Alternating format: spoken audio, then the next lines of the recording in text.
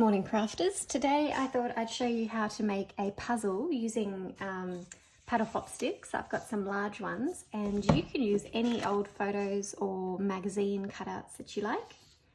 This is me when I was a little girl with my best friend Tegan.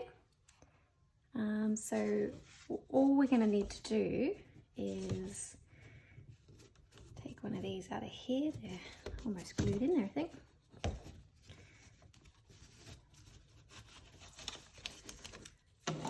Take a few out.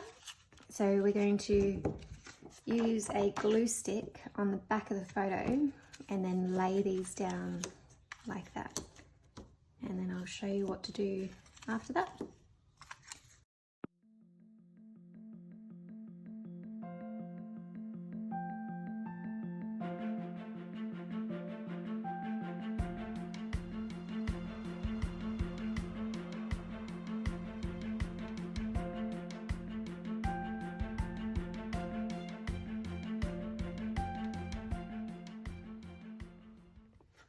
So the next thing we're going to do is we're going to use some scalpels and just cut along to make our puzzle pieces.